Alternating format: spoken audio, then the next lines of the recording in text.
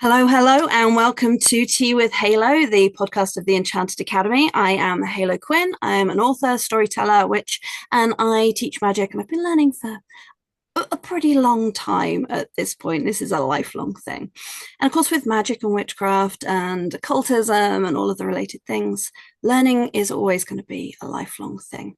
So, as a teacher and a learner, I'm really curious about how other people within the community both teach and learn magic. And as someone who is very, very keen on re-enchanting the world or reminding people that the world is already enchanted, let's be honest, I wanted to get and have some conversations with people who are passionate about it and who share this magic, witchcraft, paganism, all of these lovely, lovely things with the world, and like how they go about engaging with that, what I call enchantment or re-enchantment, how they teach, how they learn, and how you can learn more about it and deepen your practice.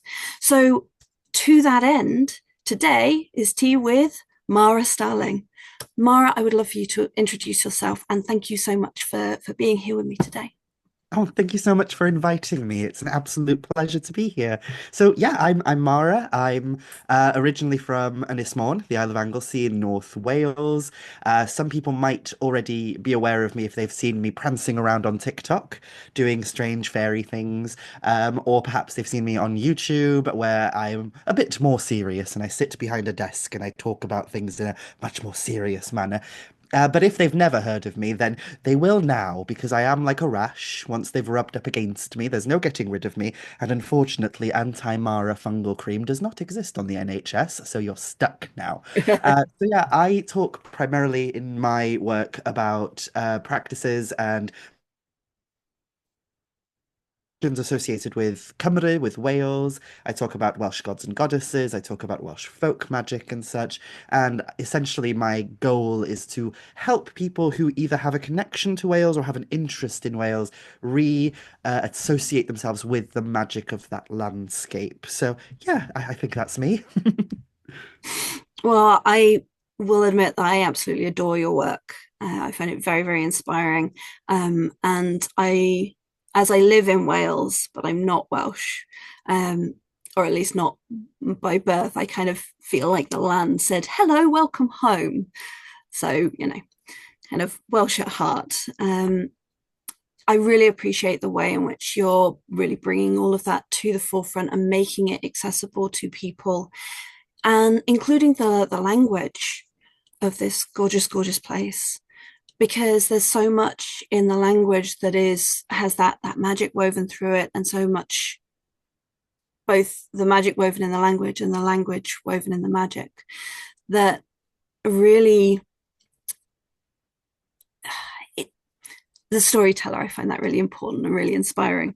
And I'm often too shy to use much of the Welsh that I actually have because I mess up the pronunciation so often and I don't want to do a disservice to it. So, you know, like what would you say to someone like me who is sort of pottering along in the pagan spaces going, I love this, I want to do it honor. How can I respect the language? How can I bring it in and be brave about it? Gosh, big question, but definitely a huge aspect of my work is trying to rekindle people with the language because the way that I personally see it is that the language kind of carries culture and tradition and connects us with something quite old. And the Welsh language in itself is inherently a magical language, which for years, I said that for years, and I thought I probably sound really woo-woo, wishy-washy when I say that, and there's probably some very scholarly types who are scoffing at me when I say it. And then one day I went to a more academic conference about the Welsh language, and they literally said that. They literally said that it is connected with magic, and I thought I was affirmed then. I was affirmed in my belief that the Welsh language is inherently magical, and that's mostly because of its history. Um, Welsh developed from Common Brythonic, which was the primary language of Britain prior to various invasions from various different parts of the world.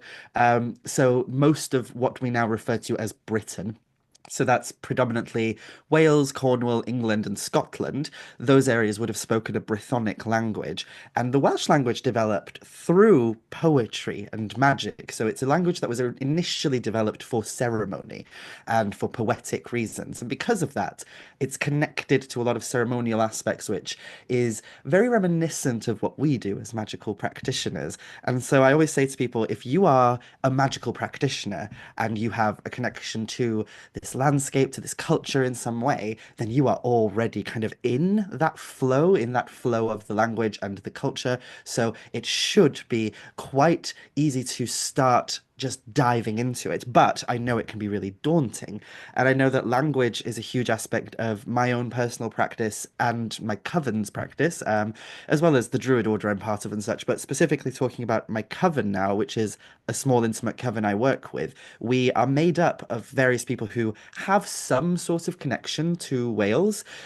So we all have some level of Welsh language speaking abilities, but not all of us are kind of at the same amount of confidence. So I'm very fortunate and privileged in that I grew up speaking the language as my first language, which not a lot of people can say, and it's really sad that not a lot of people can say. There's a whole sordid history behind why that is, and it's really quite harrowing when you actually look into it, why it is that so much of our nation has lost that connection to the language, to the point where even some people have a reluctance to want to learn it, have a reluctance to want to embrace it, which I always find really, really heartbreaking. So I'm the only one in our coven who is a first language speaker. I grew up in a place called Aberfraw on the south, never eat shredded wheat, southwestern part of Anglesey. I went to a Welsh language primary school. My family speak Welsh as their first language, so I didn't learn English until much later. So I always say to people, never be afraid to speak Welsh to me because I'm crap at English. So sometimes I will just say things that don't make sense in English, and I'm just as nervous about presenting in English and such as most people would be in approaching me to speak Welsh.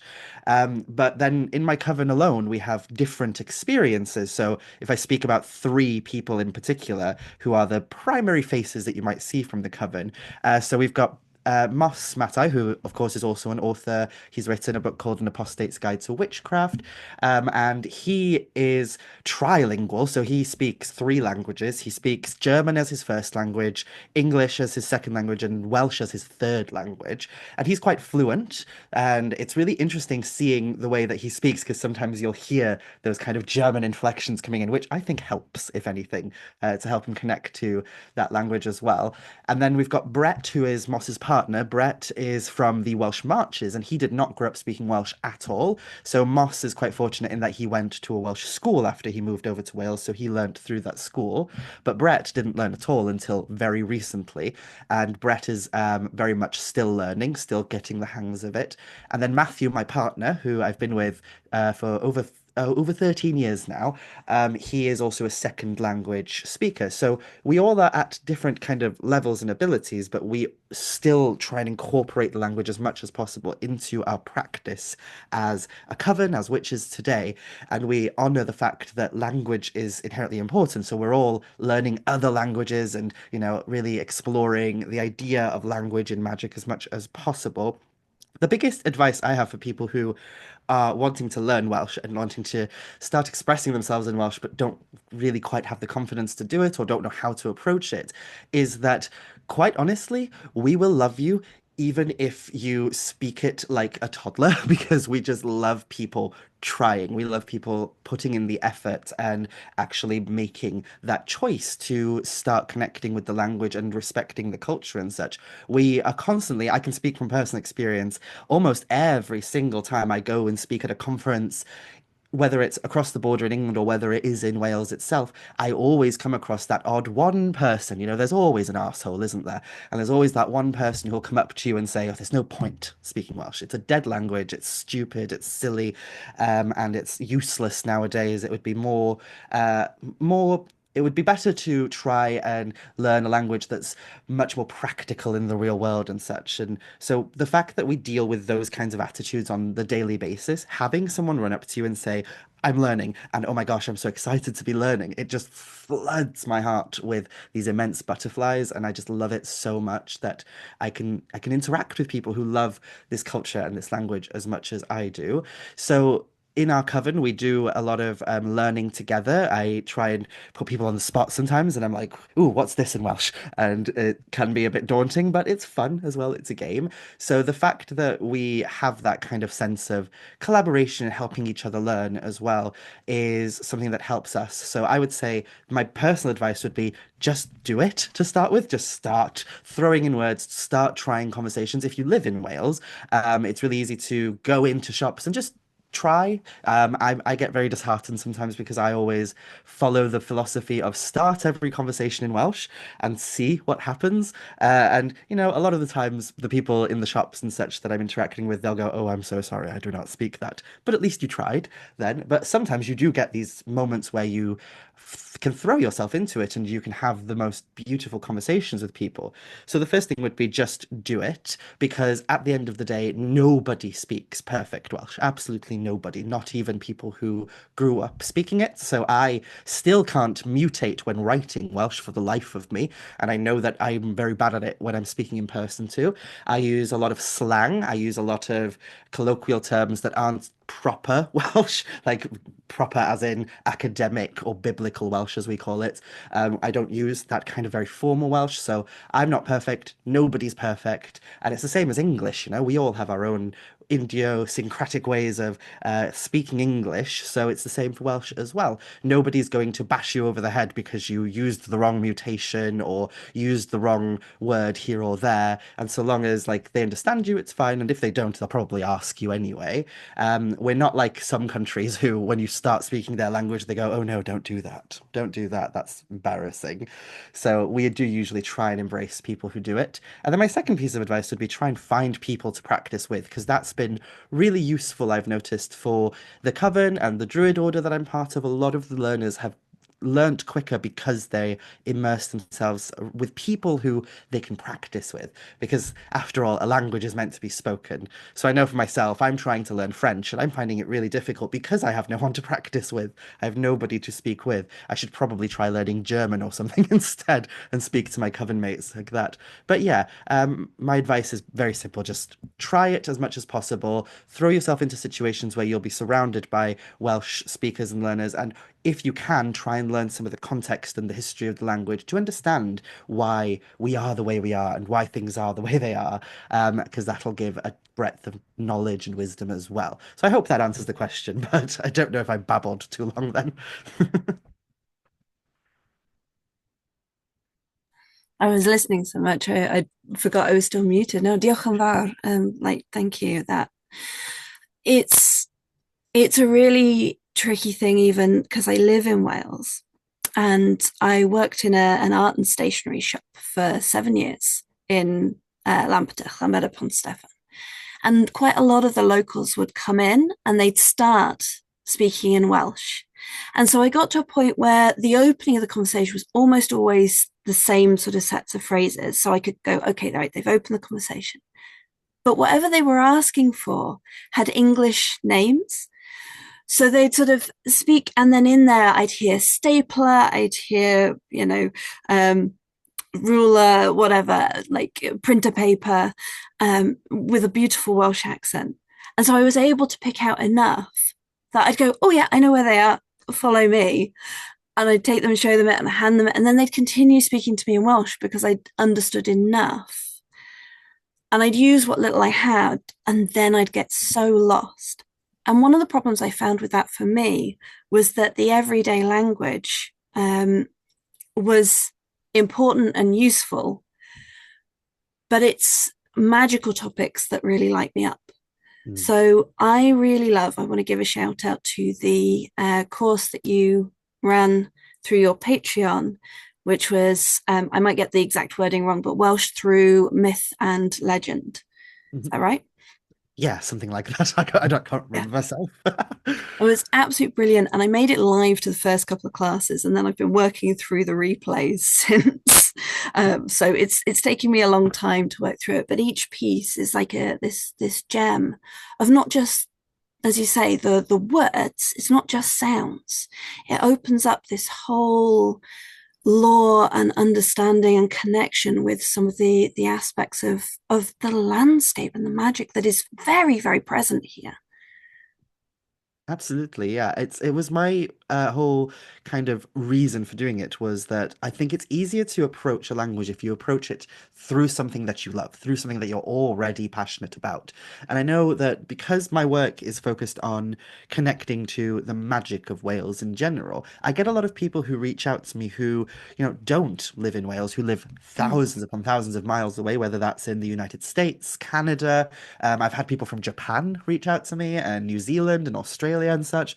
A lot of the times they don't feel like they have the opportunity to practice and learn the language, and they're always like, "What can I do in order to help me?" And my big kind of piece of advice for them was always learn ritual terms, learn terms that Mm. you can do in your practice day to day. Because if you are connecting with these gods who are associated with this culture, and especially a culture where the language has often been the kind of pinprick that's kept it all together, then I think the gods will appreciate you trying to speak to them in their language, trying to make an effort to learn as much as possible.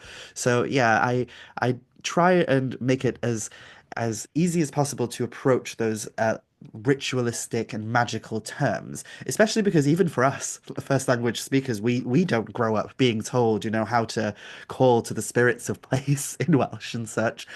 So a lot of those words even wouldn't be necessarily something that a native speaker would be able to pick up on really quickly.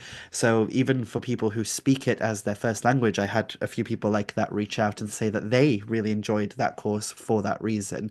So yeah, I don't see myself as a Welsh teacher, as a Welsh language teacher, but I really did enjoy doing that because it is the bridge, I think, between those two worlds, between the magical world and the languages, to try and incorporate that devotional and magical practice into the way that you interact with the language as much as possible. Thank you. And that so from that course, and I know you've shared it elsewhere, like in your Welsh Fairies book that has not long come out, which I loved. That in there, there's a poem in Welsh. Now, what's it called? Is it the Song of the Fair Folk one, the Carnival Yeah, with Yes. yeah. Carnival with I can never remember what it's called. So the in Welsh that was remind me. Oh, I think if I'm thinking of the right one, then it's Yeah, the Odd Glaswecht Glad. Is it that one? The one that's like from Grasses Bright and Brecon like yeah, that's the one. Carnival with Teg. Manatil with Teg. So the Song of the Fair Folk, and so that particular poem, there's just something, and of course this is why you share it. There's something in the not just the imagery of it, which I understand via translation, but the actual sound of the language and the sound and the rhythm of it. It's just this beautiful invocation. So I was very brave. And I took that. I'm part of an organizing team for Worldwide Witch Camp, which is an online international event. And we have people from all over the world with different languages. So everything's done through Zoom. So we've got like the translation captions going, and we've got different teachers in different languages. And so I was asked as someone in Wales who works with the fair folk, could I do an invocation for the fair folk for one of the rituals? And I was like, you know what, I actually can, and I can do it in Welsh. And I edited a couple of the lines to sort of situate it in the story, just to mention the dark forest that we were working with. And I brought that and read it, and I'm like, please forgive me if my pronunciation isn't quite right, but I threw myself in, did my best with it. And it felt really powerful to be able to bring that piece of magic from this land into that shared space where we had people in Brazil sharing about the magic of the forests, of the rainforests there. And we had people in Germany in the mountains, and people over in the States. And it was sort of to be able to bring a little piece of that magic through the language, even imperfectly, and have that carry the fair folk who I adore and who are often quite like, they're not land spirits, but they're connected to the same land. As far like I consider them to live in the same world as us, more or less. It's Yes. yeah. So I wanted to actually ask you about, there's a few things I wanted to ask you about. And one of those pieces was um, about that magic of the land. And then the other part was actually where I'm heading with this sort of segue, which is about the fair folk. So before I go too far that way, when you travel to different places, so I've just seen you. We've just been at the Glastonbury COP conference, and that's only just over the border, really. That used to be Wales, really. But Yeah. yeah, um, how do you find the magic of the landscape? How different do you find it in different places? Do you notice a distinct difference? And how does that, does that, if at all, impact on your how you're practicing in those different places? Or like how does that flow and that change, those different things manifest for you? What I've noticed strangely is that I think for the longest time I was under the impression that, everywhere would have its unique kind of sense of being. And I still believe that. I still very much do. Everywhere has its own kind of identity and, history and such that we need to delve into and understand it. And as an outsider, we will never understand cultures that are not our own entirely. But what I've really noticed in recent years, whenever I travel, is that there are more connections than we think. There are more things that seem to bring us together, and we seem to acknowledge about each other that are, if anything, a bridge between those two cultures. So I remember one of the most profound experiences I had was when I solo traveled around Southeast Asia. So I went to parts of Thailand and such, and I did it all on my own, which for me, as an anxious little thing, was a big thing. It was a big challenge to go on my own to these places. And, one of my favorite experiences ever was I went to Ayutthaya, which is the old capital of Thailand, long before Bangkok became the capital. Ayutthaya was like the main primary capital of this nation, of Siam. And when I went there, I was wandering around. They've got these like temple ruins and old kind of monuments that are thousands of years old. I was walking around and I was thinking to myself, this reminds me of home because this is what Anglesey feels like to me. You walk around and you can't kick a stone without something being sacred and ancient. And I remember I sat down at one particular temple area. And I was just, doing my thing, doing my little witchy thing. I was connecting to the land, connecting to the spirit of that place, trying to be respectful as possible. And a woman came and sat with me, and she was from the local area. And initially, she wanted to sell me something. So we started a conversation because she was asking if I wanted to buy something, and I did. I bought that off of her. But then I think she noticed I was alone, so she started a conversation with me. And, her English was not the best, my English is not the best, and then trying to like meet that common ground between us. It was an interesting exchange, but she asked me where I'm from. And I said, I'm from Wales, and she didn't really know where that was. And I started explaining my culture and my heritage to her and such. And she was like, "Oh, and why are you here? Why are you in Ayutthaya?" And I got a bit flustered and nervous because I was like, "What do I answer to this question? And why am I here? I don't know. I just am." But I started explaining to her that, that this feels a lot like home. Obviously, we don't have these grand, tall, towering temples and such, but, being in that space around these ruins and the old ancient monuments of Ayutthaya was like not that dissimilar energetically to walking around places like Bryn Cyhythu and Trevignath and Barclada de Gaures, places that hold a lot of history, or even comparable in some ways to visiting some of the native castles in Wales and such, and walking the halls there and such. And I was talking about all that with her, and then she got really interested and she asked me to share some stories from like my culture because she was saying she's really interested in folk stories and folk tales from Thailand and such. So I started talking about some of the stories that we have, and she was really shocked that she was like, "We have a story just like that." So I remember I told her the story of Blodeuwedd, of the woman made from flowers, and she told me that there's a story very similar to that in their culture as well.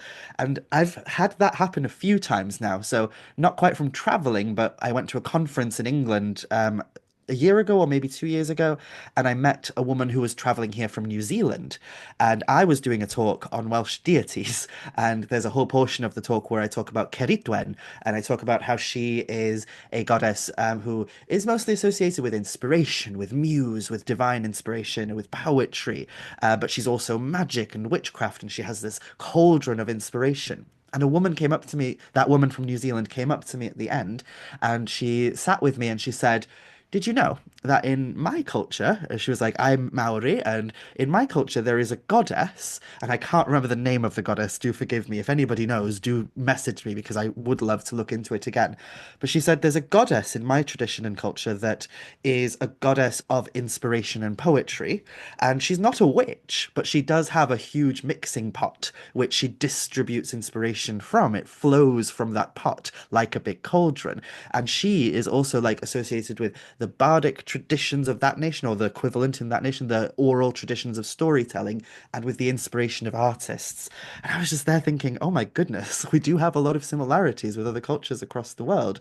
And we don't realize it, you know? And I know other friends of mine have had similar encounters. Christopher Hughes, head of the Anglesey Druid Order, he's also gone to places like Finland, and he's met people who have talked about similar stories that exist in their culture to ours and such. It's interesting how much connects us. So I think I focus on that, and especially within the context of, because I mostly travel to do work within the UK nowadays. I usually travel to Scotland or England, Cornwall, Wales to do my work, and I'm trying to remind people as much as possible that, you know, these lines that separate us, these cultural lines that separate us, they don't not exist. They do exist, but they're not as profoundly like rigid as we're led to believe. It's not a case of I'm Welsh and you're English, I'm Welsh and you're Scottish, and we're completely different to one another. It's like we have these links that connect us. And that became ever clearer when I was in Scotland recently. And I said to someone, you know, that the majority of our oldest poetry and myths actually take place in what is now the northernmost parts of England and the southernmost parts of Scotland, a region that we refer to as Yr Hen Ogledd, the Old North. And that's an echo of the fact that, you know, once upon a time we were a Brythonic nation, essentially. We were a Brythonic landscape with a language that was interconnected and a culture that was interconnected. And so I try and tell people that just because you might not identify as Welsh nowadays, or you don't think that you have that tie to it, if you live in this landscape, whether that is England, Wales, Scotland, or Cornwall, anywhere like that, you have that tie to all of this tradition, the Mabinogi, the oral tradition, the bardic tradition, the poetry that we have. It's tied to this entire landscape. So, in a sense, if you live here and you interact with the culture, then it belongs to you just as much as it does the Welsh. So, yeah, it's an interesting one seeing those parallels and connections. And I think people sometimes assume that I'm very like, no, Welsh is Welsh and it's rigid, rigid. But I'm not. I'm very like, no, things are more connected and more open than they seem. Yeah, you remind me of when I was researching Merlin, and of course we've got Wicht in Wales, and then the Arthurian Merlin, who has sort of ended up in the French romances, and then back, and you know all of that, and then of course there's Merlin in Scotland, um, and those all of those stories actually kind of connect up.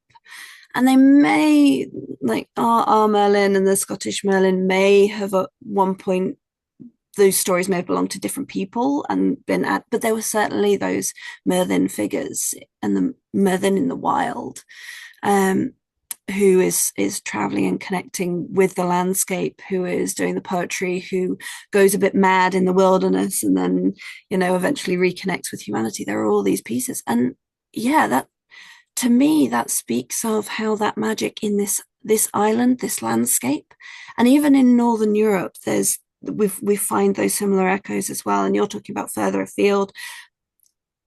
The landscape has where humans settle, and us as human beings, we all share a similar way of being in the world, and the landscapes that are kind to us, or kind enough that we can settle there, speak in certain ways. And so the relationship between us and the land and us and the spirits is going to be similar in lots of different places. And those powers are going to come through with similar faces because it's all, for me, I always talk about it being always about relationship. It's about being in relationship.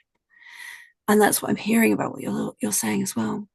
Yeah, definitely. I've always said that if anybody asks me, define witchcraft as easily as possible, and obviously we could go down numerous rabbit holes with defining witchcraft, and there's all sorts of discourses about such things online and such. But the simplest way I always define witchcraft, if I get somebody who perhaps knows nothing about paganism, witchcraft, all of this world that we inhabit, if I get somebody who is curious, who comes up to me and says, "So what does a witch do? What is a witch to you?"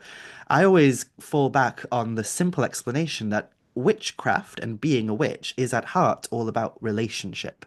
It's all about that relationship we have with various different aspects of the world, whether it's the relationship we have with the people, the human people in our community, or the relationship with the non-human people that we have in our community, the trees, the plants, the stones, the landscape itself, or perhaps it's the relationship that you have with the spirits that you are in connection with, whether that's the gods that you speak to, whether that is some kind of spirit connection that you've built over time. It's that relationship that you have to these various different things, and also in some ways your relationship to yourself as well, and your interaction with the world. So I always try and narrow it down to relationship is the main key word for me when it comes to witchcraft within my personal context. Yeah. There's something beautiful as well, and going back to that language aspect about the different Welsh words for magical practitioners. And I'd love to invite you to share with our listeners. I know many people who've followed you for a while know about this, but like in the Welsh, what is the word that you use for the kind of for witchcraft for what you do?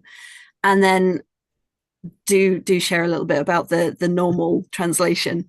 Yeah, absolutely. So I think it shocks people, even people who speak Welsh fluently and have been speaking Welsh all their lives, that we have an abundance of terminology associated with magic and witchcraft and all of these practices in our language. But often it's kind of pinpointed down to one or two specific words when you look in dictionaries and such, which is really sad because there's this whole culture that is being overlooked in a way. For me personally, when I describe my practice and my identity as a witch today, in English, obviously I say the word witch because it's just the easiest thing and it helps me to explain to people what I am when people need that apparently. They need to know who you are and what you do. Yeah. So I say witch, and if I need to narrow it down, I'll say folk witch or Welsh folk witch or anything of that nature. So that's the way I identify myself in English. But in Welsh, when I'm speaking with people within my native tongue, I have a different terminology. So the word I use for the practice, so the actual practice that I practice every day and such, is Swyngyfaredd. And this term is really interesting because it's composed of two different words, swyn and cyfaredd.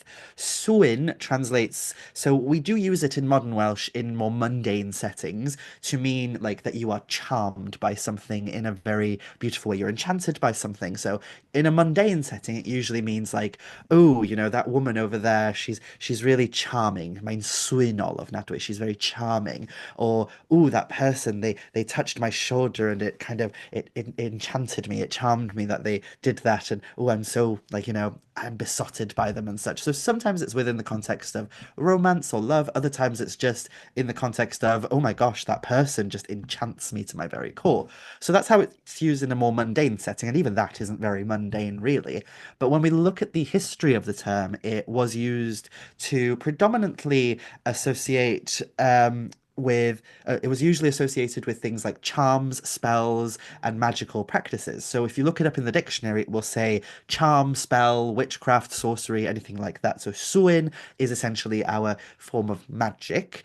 And then you've got cyfaredd at the end, and cyfaredd is an interesting word because it has numerous different etymological kind of roots that it might link back to, and nobody's really sure which one of these roots the word Swyngyfaredd came from, but they all make sense. So the two primary roots for that word is that it either means somebody who is deeply knowledgeable about something, deeply learned about something. So when we say we are familiar with something in Welsh, we say dwi'n cyfarwydd â hwnna, which cyfarwydd is the term for familiar.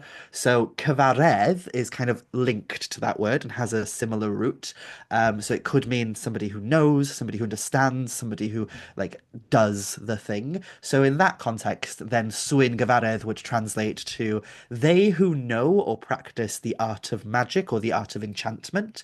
But then there's another translation of the word cyfaredd, which is more rooted in the idea of medicine or healing practices. So you could also translate swyn gyfaredd to mean magical medicine, magical forms of medicine. So it's that idea and understanding of how to help people in the world via magic. It's still magical. It's not the same as like pharmaceutical medicine or anything like that, where it's just, taking pills and healing people by performing surgeries and such. It's more a case of understanding how to heal people via the connection to the landscape and such. So Swyn Gyfaredd in that context is the art of healing people via magic. So that's the term for the practice, the actual craft that I practice. So that's Swyn Gyfaredd. And then the term for myself that I use for if I were to call myself a witch in English, the equivalent in Welsh would be Swynydd or Swynwraig.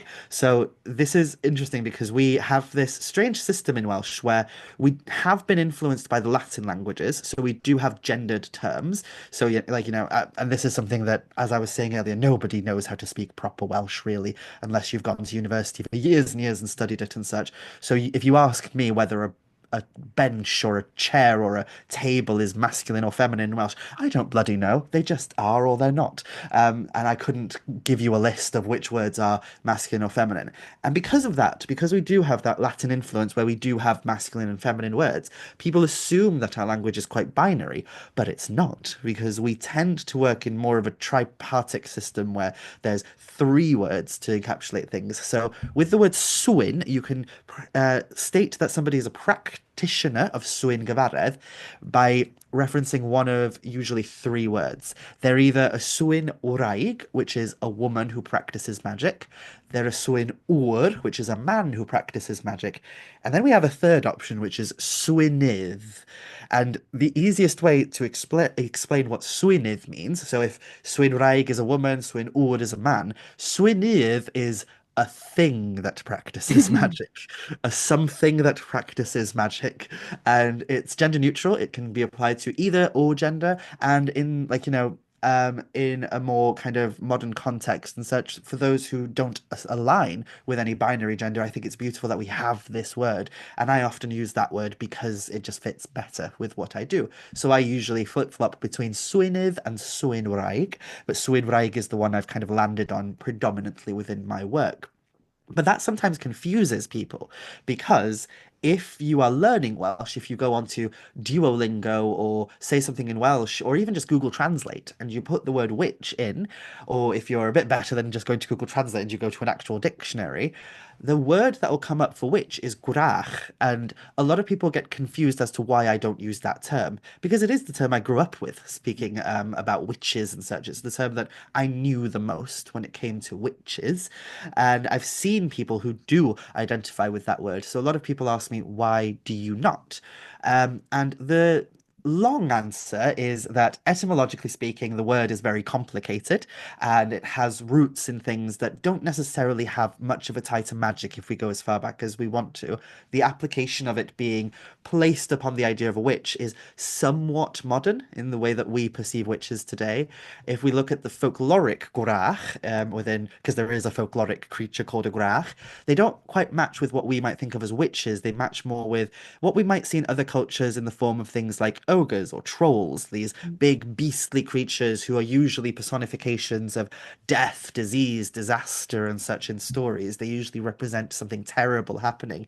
And some of the most famous gwrachod from our folklore are usually these large, monstrous beings with leathery wings and huge heads and hair that trails down to their feet and coils around their toenails, which are overgrown and such.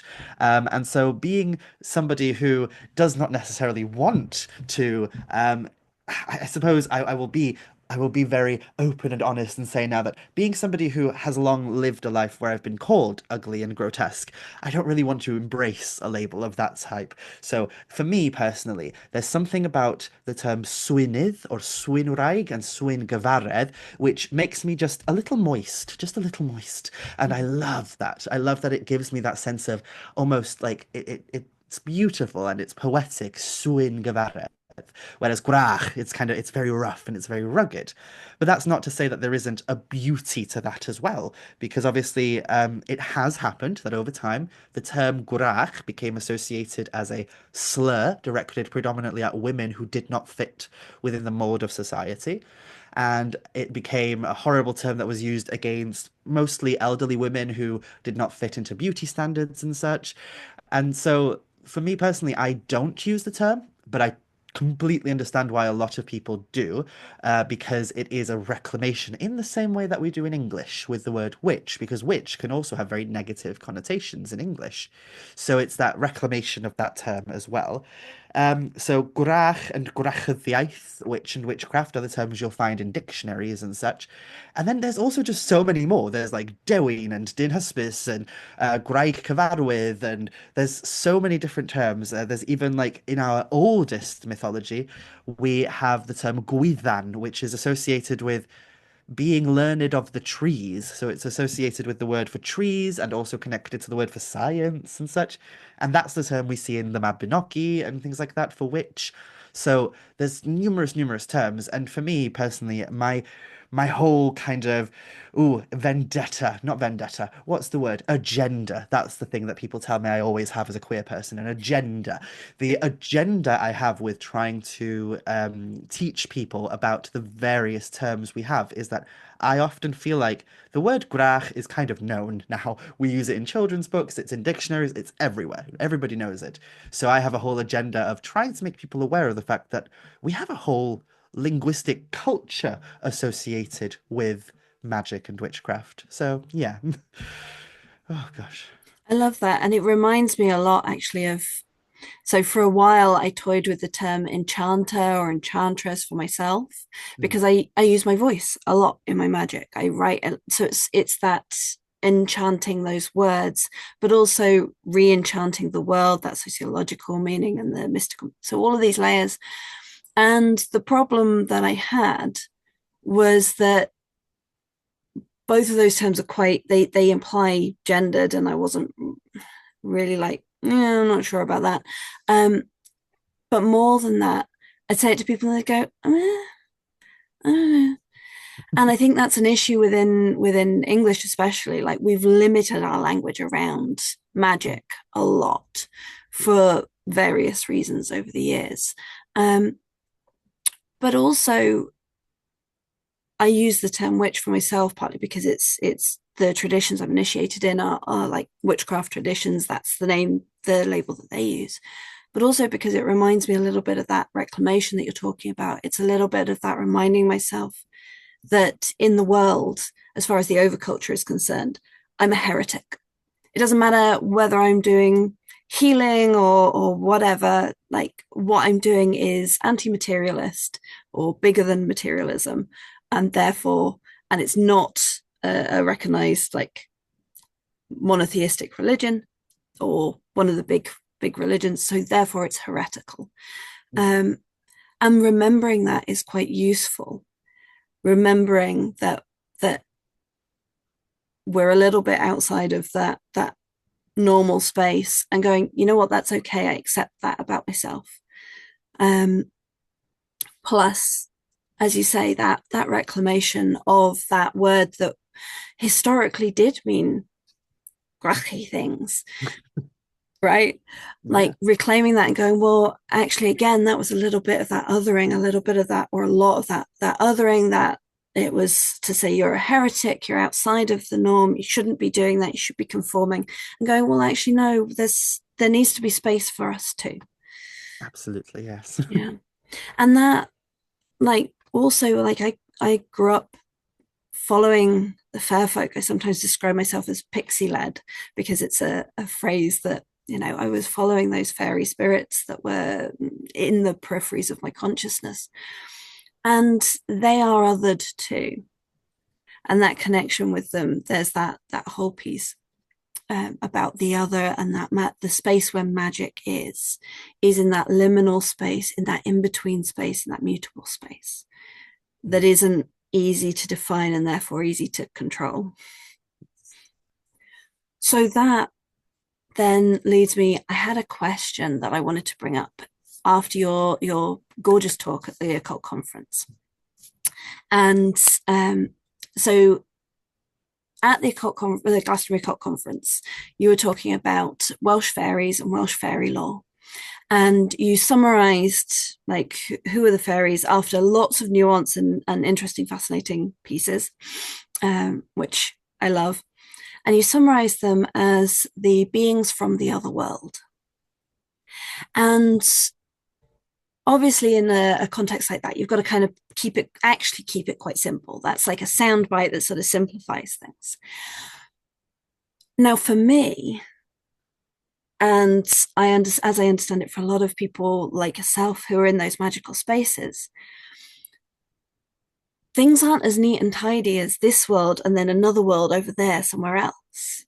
There's an awful lot of overlap and interconnectedness with it. And the doorways, the gateways, the mists that we move between to move between those worlds. For me, I'd consider that more a question of doorways of perception, to follow that metaphor, than firm boundaries. But I'd love to hear you talk about like that aspect, how it appears in the lore and the legends in Wales, and obviously briefly, this is a question that could take days in itself, and also how you experience that as well, or is it more separate or is it more together? Where are those lines and how does that manifest? It's a complicated question because Mm-hmm. it the other world within a specifically Welsh context has various guises, almost various expressions, depending on the source that we look to. So one of the things I said in the talk that usually I emphasize a lot more, but I think I only said it once during this talk, is that when we talk about fairies and the other world and these kind of magical qualities of our culture, the main word that comes to mind a lot is contradiction, because there's a lot of contradiction. As I said in the talk, you could find a source that dates back to the 17th, 16th century, and it says, fairies are XYZ. And then you'll find another source that'll say fairies are not XYZ, they're actually ABC. And it's like, oh gosh, where am I going with this? Like, who's correct? Who do I listen to? One of the best examples of that is there's a book by Hugh Evans.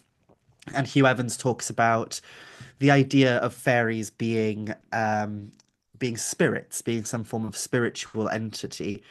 And he's a Welsh kind of folklorist and scholar who was alive mostly in the early 20th century and the late 19th century. And he wrote this gorgeously illustrated book collecting a lot of fairy folk tales. It's beautiful, it's hardbound in green, and it has these gorgeous illustrations on the front and such. And as much as I love the book because it collects a lot of these stories, my favorite part of the book is the introduction where he goes into the lore and the magic of fairies and what they are. And there's a bit in it that's really quite shady, and I quite like it, because he states essentially that there have been many folklorists over the years who talk about the Tylwyth Teg, who talk about the fairies as though they are some spectral, ethereal, spiritual beings. And they're not. They are not spectral, ethereal beings. They are real physical beings who visit our world from another world. And I think that encapsulates like the weird, strange discourse that surrounds fairies and what exactly they are. Because if you go a bit further back and you go to, there's a lovely book, and I can't remember who the author is, some guy, some priest, and it's the name of the book anyway is Apparitions and Spirits in Wales. It's basically a whole kind of um, bit of lore gathered together in a book about spirits and ghosts within a Welsh context. And he puts it all together, and included in that book are fairies, because to him they are ghosts and they are spirits. They are associated with the unseen and spectral aspects. So that's the perfect example of that strange contradiction that goes on. You've got one person over here who classes fairies very rigidly as spirits of some sort, and then someone over here says, nope, they're not spirits at all. And that's very reflective of our myths and our folk tales and our stories as well, because it is complicated trying to figure out where they rest, where they sit. Because when we look at, say, for example, the first branch of the Mabinogi, Mm-hmm. in the first branch of the Mabinogi, the other world is very clearly a literal physical place that Pwyll ventures into. He eats there, he sleeps there, he has the potential to sleep with a woman there, but he doesn't. it's all these experiences that are very physical in nature, that are very deeply rooted with physicality. And he has to change his physical form in order to be able to exist there and such. So there is this sense of physicality to the realm. There's nothing that he has to do in order to go there except walk. It's not like he has to enter into a trance or anything like that. The only caveat seems to be that he needs a guide, somebody to take him through. So if we were to look at the other world purely from that lens, then the other world seems to be a very physical place that is very much connected and yet disconnected from our world as well, because it's somehow a different realm. It's kind of like walking from, Glastonbury over to Street. It's that kind of thing where Yeah. you move from one place to another, and you know they're connected because they're very close by, but they're different places at the same time. And there's a very different vibe to being at the Clark's Outlet Village to being at Glastonbury High Street. So it's that kind of feel. But at the same time, when you carry on and you move deeper into different stories and poems and such, you start to see this association with the other world as being more of a almost spiritual place, a spiritual place of being, and that you can enter into it not by physically going there, but by entering into different states of being. So there's a lot of stories associated with the ancient bards, and there's a lot of poems that speak about this, specifically within the context of Awen. Awen being the force of divine inspiration that flows from our other world. And in that context, the bards often connected with the other world by going deeper within themselves. And that's interesting in and of itself because the name for the other world in the native Welsh language is Anwfn, which can be translated to mean the very intense deep, the very, very deep aspects of our world and of ourselves as well. So there's various ways that we can interpret it, and I don't think there's a clear answer. But for me personally, I kind of see that the other world and our world are almost the same thing, and yet there's also like this strange disconnect as well. And at certain times of the year, that disconnect goes away and we are completely at one with the other world. That's the whole point of our three primary festivals throughout the year, which in Welsh we call Ysbryd Nos, so the spirit nights of the year. It's a lot of people refer to it as the times when the veil has lifted, but or the veil thins or whatever. Whereas I like to refer to it instead as if there is any veil that connects us on those days, it's not bloody there. It's not there at all. We are one and the same in those days. And that's the point of it. It's that our world and the other world is one and the same during those days. So whatever barriers might disconnect us is gone. Which is again like asks the question of what the hell is the other world then if we're talking about it in that context. And fairies are fickle creatures because we have a lot of stories similar to the first branch where fairies are literal physical beings who come into our world and interact with us on a very physical level. So in that context, they don't seem very spirit-like. They don't seem like they're something that's just invisible to our eyes. They are something that seems almost similar to aliens from science fiction and such that come from another world and they are interacting with ours. But then you have other stories associated with beings like the Ellyll and the Coblynau, and they are some kind of invisible beings, and they're not, even though they're often described by a lot of folklorists as being otherworldly in nature, that connection to the other world is almost tenuous because the main places they're connected with is here in our world. So Ellyll, for example, the Ellyllon, they're associated with the ruins of ancient places with burial mounds and old forests and deep dark woods and such and places where there are bogs and so they're associated with the natural world. Then you have the Coblynau who are associated with the mines or the Bwbachod who are associated with the household and such. So in that context, it's like the deeper aspect of our worlds are the unseen aspects that exist but aren't always within our perception as humans. So yeah, it is complicated, and I quite like that it's complicated as well. I like that it's not easy to define and not easy to narrow down, but very hard to talk about on stage at a conference when you're trying to succinctly teach people what's going on. It's just that moment where you just want to turn around and go, it's batshit, basically. We don't know. It's everywhere. It's all everything everywhere all at once, and I don't know how to just succinctly narrow it down. But I love that. I love that kind of queer, chaotic strangeness of it all because it's better than being rigid, I think about it. Oh, absolutely. And I always think about people say, oh, you need to protect the mysteries. If you're in particular like lineages or particular place, you have to protect the mysteries. And say, well, partly, yeah, you can hold certain keys to those sacred and like be a little bit careful about who you share them with and how you share them, depending on what they are. But there's also this thing that the mysteries are the experience of those weirdness.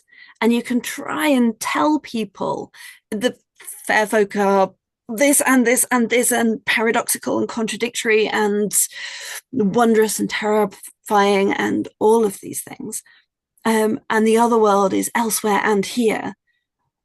And unless people have experienced it and encountered it somewhere, like it's not going to make sense.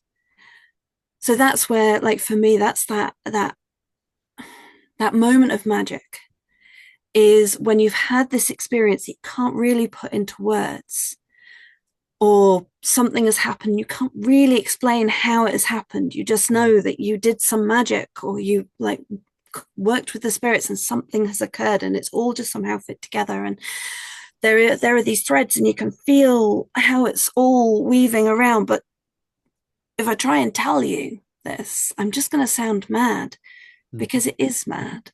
And that's the mystery. Absolutely, yeah. It's another a conversation that came up at the conference because I mentioned a little bit of the idea of time dilation in these fairy stories and such, how time moves differently for fair folk, for Teg, and it's an odd thing because we experience that a lot, whether it's in experiences of high strangeness or whether it's for us as magical practitioners in ritualistic practice. We all experience a sense of time being lost sometimes, or time moving at a different pace, whether it's quicker or slower. And that's a huge aspect of fairy belief as well. And I remember when I finished the talk, I went to chat with somebody, and they said to me, that's how they know that whatever magic they've been doing is good, that it's actually worked, because they'll leave the space that they've been doing their magic. They'll look at their phone or something, which instantly grounds you, brings you back to reality, and they'll go, "Oh my gosh, it's been 4 hours. I thought I was there for 20 minutes. What the hell? What's happened? What's going on?" And it's in that moment you're like, "Ooh, something deep was happening there," which I love that that's how the person who came up to me said it. Something deep has happened there, because it instantly made me think, yes, exactly, something deep, something of the very deep, of Anovan, of the other world, is there and present. So it's in those little strange things that we can perceive, like time moving differently, or perhaps feeling a sense of strangeness in the body, like you're not quite you in that moment. It's in those moments that you, I think, feel the other world. And it can be hard in our modern day because we're constantly living with distractions that try and tell us to basically stay grounded, stay rooted, stay logical as much as possible. So these things cannot be a thing. So to actually experience those things can be really transformational, I think. Yeah, absolutely. And it's that, like, uh, my experience of the culture that I grew up in, which many of yourself and many of us listening, we're encouraged to both like be in the physical world, but in a very mental way, Mm, like disconnected from actually all of the different aspects of being embodied. Because once we're actually fully embodied, we then root into the land and then we expand out into the other world that is this world that is magic. Like that's kind of how I experience it. Um, so yeah. Oh, thank you for that. So, um, tell me, or tell our listeners, about the books where they can find out more about these things that you oh, have written. yes, so I've written two books that are already out now. That's Welsh Witchcraft and Welsh Fairies. Both of them are published by Llewellyn Worldwide, which means they're available wherever books are sold. You can grab them wherever you prefer to buy books. My suggestion is always find your little local bookshop and ask them to order it in. Most bookshops are very accommodating. Or if you fancy it as well, just go ask your library to order it in, because that's a good way of ensuring that other people can see them as well. So Welsh Fairies is my most recent, and in my opinion, the better of the two. I shouldn't say that, should I really? But I will. My first book served a purpose, but as most authors, I now despise it. But yeah, go buy it anyway. I don't how do I market myself when I'm so self-deprecating? So yeah, it's a case of I think it served a purpose and it's a good introduction, I hope, to those kind of topics and themes within Welsh culture. It talks about the Awen, talks about Welsh magical traditions and folklore and witchcraft and the Swynwraig stuff that we talked about earlier. So it does talk about all that. I would write it very differently if I wrote it today, but that's the life of being an author. We move and we change. Whereas Welsh Fairies, I wrote it in a very different way, where I tried to focus on delivering the information and unpacking a lot of the information we know from folklore and folk tales and such, and then also offering a little bit of a framework for a practice and discussing the connections between fairies and magical practitioners. So that's my real baby right now. I love that one. But I do also have two more books coming out in the next year, so keep an eye out for those. Those are with Moon Books. The first one is Pagan Portals at Mabinogi, which, if anybody has an interest in kind of basically buying a study guide, that's how I see it. It's like when you go into W.H. Smith and you see those GCSE study guides for Macbeth or Shakespeare or something, it's like to me, I wrote Pagan Portals of Mabinogi with the intention of if you want to read the myths, but you're like, what the hell is going on? Like, then you can read this one from a pagan perspective. So rather than just an academic or scholarly perspective, it's from the perspective of someone who wants to interact with these stories on a spiritual. Mabinogi releases in July as well. I'm really excited for it. So yeah, those are available mostly where any books are sold, and you can find me online if you can't find them, and I can direct you to them as well. Brilliant. So, and you mentioned in there that your like the Welsh Fairies is talking about like unpacking some of the information, giving a starting place for people's practice.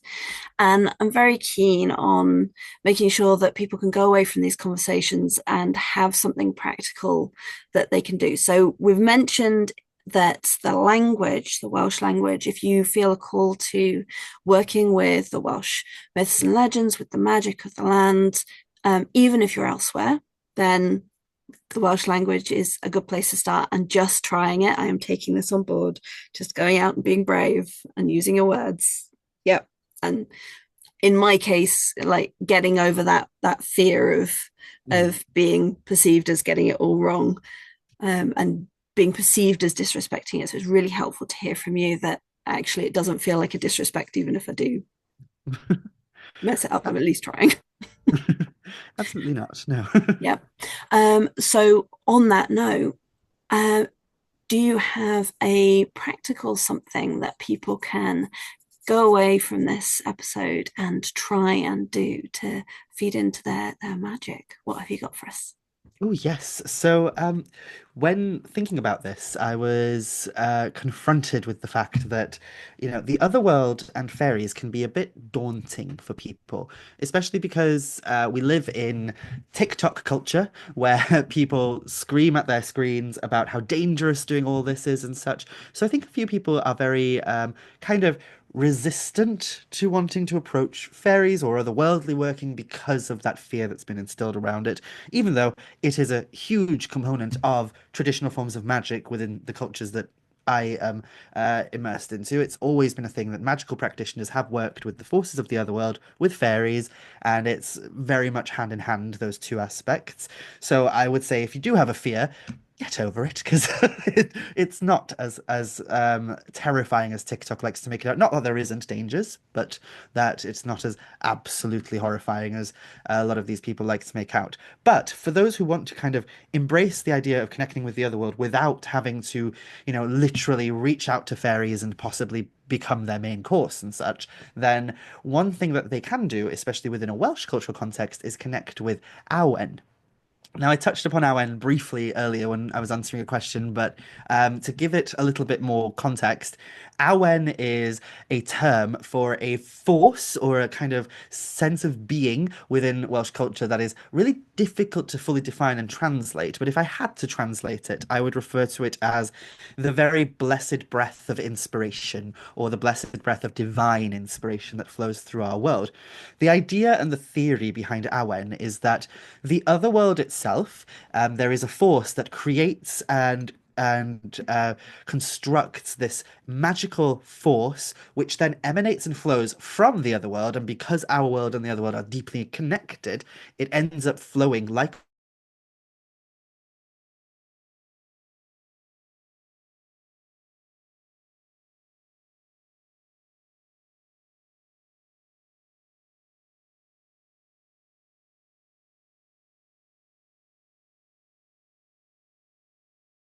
Hold on one moment. My Again, going into relationship. I'm Uh, really sorry. oh My gosh. internet glitched and I lost you for a moment. Oh, that's okay. So I'm gonna ask you to come back to where you were saying about the Awen is literally and it flows through. It's the blessed breath of divine inspiration that flows from the other world. Yes. So Awen is supposedly forged in the other world, and then it connects to our world because the other world is deeply connected to ours. And like a gentle breeze or a flowing river, it moves into our world in this very flow kind of sense of state of being.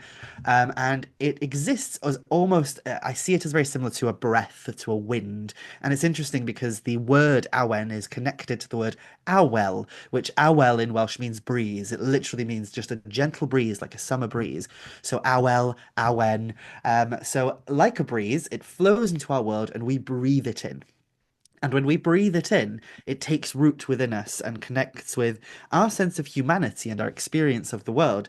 And it's that relationship, to come back to relationship again, that relationship between this otherworldly mystical force and us and our humanity that then brings together this beautiful spark of creation, which allows us to create something that is transcendent, that has the ability to transform the world around us. So it's usually associated with poetry and the arts, but can easily be applied to magic and to the mysteries of life as well. So it's very much one of the primary forces that I try and connect with on a daily basis. And I have one particular practice that I do to connect to this force, and I invite you to join me in it. Now, there's two ways that you can do this. The first is you find yourself a hagstone. Now, hagstones easy to find on beaches or at riverbeds, or you can buy them online. Plenty of people selling them and such. They're quite accessible these days, but I would suggest trying to get one that's local to you. But if you can't, if you're unable to go and find one, then do feel free to buy one online as well. And if you have a hagstone, then find one and then loop through the hole a piece of string or a yarn or whatever it is that you have on hand, that can give you a kind of thing to hold the stone with and swing the stone almost like a pendulum. And what I like to do is I take three pieces of yarn and I braid them together to create this beautiful braid that comes off of it. And then I loop the end so that I can ring it onto my finger and I hold it up like a pendulum and I swing it in some incense. Now, the reason I use the hagstone is because of the folklore that is built up around hagstones being kind of like a gateway between our world and the unseen. So it's this idea that you can peer through into the other world, that you can peer through into things that usually are invisible to our eyes. So it makes things clear to us. So if you can get a hagstone, do that. If you can't, don't worry, you can still do the rest of this. Now, what I do is if I'm in a state where I feel like I have writer's block, I have a block of inspiration, I sit with myself for a minute and I connect with my breath, because Awen is deeply associated with breath. And specifically, it's also associated with the number three. So I take three deep breaths in, and not just breaths as in, breathing deep into the chest or something. I try and take it to the very depths of my being. If you are somebody who has ever done work with singing or acting or anything like that, you probably know how to breathe into your diaphragm. If you don't, then the simplest way to explain it as quickly as possible now is take as deep a breath in as possible. And when you do, ensure that your tummy area down here is expanding. And as you feel it expand, just keep breathing in until it fills up. And then when you breathe out again, just kind of almost gently, if it's comfortable for you to do so, push on your tummy so that it pushes all that air from that really core area that's just above your belly button there. So bring it in as deep as possible and then out. Do that three times while kind of centering yourself, closing your eyes. You can light some incense, put some music on as you do this. And then if you have a hagstone, what I then do is I hold the hagstone in my hand, dangling it on that string that we created, and I try and place it so that it's right here on my brow, because of the whole idea of the myth of Taliesin, that he with the radiant brow, that part of the forehead that seems to connect you with the unseen and more poetic aspects of the world. I hold the hagstone there so that it acts as almost like a gateway between me and the other world, kind of trigger for my brain to say, all right, now we're doing something that's profound and deep. So breathing deeply, holding the hagstone there. And then, after I've done my three breaths, I then breathe in again, and three times in a row, as I'm breathing out, instead of just simply breathing out, I sing the word for Awen. But I don't just sing the word Awen, I sing the verb of Awen. So the verb of Awen is Awena, Awena. So it's just Awen with an A at the end. So when we do that, it ends on a vowel sound. So it opens up the airways and opens up that flow of sound. So when I do this, I breathe in and then sing it out in the form of Awena. And you keep singing it until essentially you run out of breath. And then take the deep breath back into the diaphragm and do it again. Do it 3 times until you feel, or you can do it in multiples of 3, 3, 6, 9, however many times you feel you need before that flow of inspiration is back. I will usually then incorporate a little devotional at the end of it where I leave offerings for Ceridwen or something, but that's up to you. But just doing that, just connecting yourself to your breath, to the depth of your being, and also singing the word for Awen, Awena, the verb of Awen, it literally gives you that sense of opening up to something that is greater than yourself. And it always helps me when I'm in a bit of writer's block or when I'm stuck on how to open up for a ritual, a magical ritual. It can work in various ways like that. So I hope that you can take that practice and you can utilize it in day-to-day life. That's absolutely gorgeous. Thank you. So, for all of our listeners, go and even if you don't have a hagstone, try the 3 deep breaths and the singing the Awen on those 3 breaths, the following 3 breaths out. And if you do have a hagstone, then that sounds like an absolutely gorgeous additional piece. And then you've still got that as a talisman, um, that you can have near where you're writing or when you're in your ritual as well. So that I love that as an additional like, tangible reminder, bring you back to the stone of the land and that connection between the two. So absolutely beautiful. So do people go and try that and then come back and tell us how it felt. Like try it now and then comment below wherever you're finding this episode and tell us how you found it. Come along to the community in the Enchanted Academy as well. I've got a free community there with a forum where we have magical conversations and do actually run monthly fairy circles where you can engage with some fairy magic.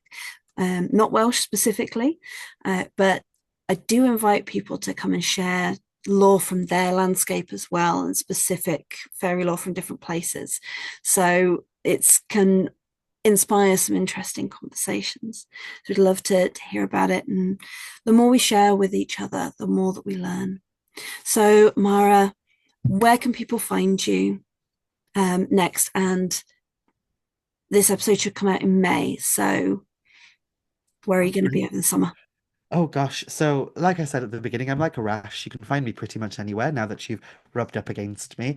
I am basically online everywhere. You can find me pretty much on any social media platform. I'm on Threads, Blue Sky, Facebook, Instagram, all of those. I also have a Patreon. My Patreon runs courses and I try and put up some videos and such up there to discuss themes like the ones we've talked about today. If you happen to be in the UK, I'm doing a few conferences and events this summer. So I'll be at the North Wales Pagan Fest in June, which is in Castle Wood. I'll also be at the Festival of Pagans and Witches in Coventry at the start of May. And I'll also be at various conferences like the Staffordshire Pagan Federation Conference. And later on in the year, then in winter, I'll also be at Witchfest International. So do come find me. So yeah, come find me and come discuss the magic of Wales with me because I love it. I absolutely love it. Oh, that sounds brilliant. Well, it sounds like you've got a fantastic summer ahead of you. And I'm looking forward to seeing your next book come out.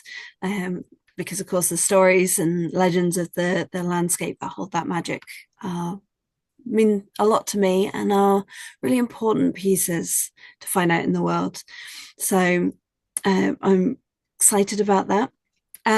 Anything you'd like to say before we close? No, I think that's all. Just thank you so much for having me. It's been an absolute pleasure.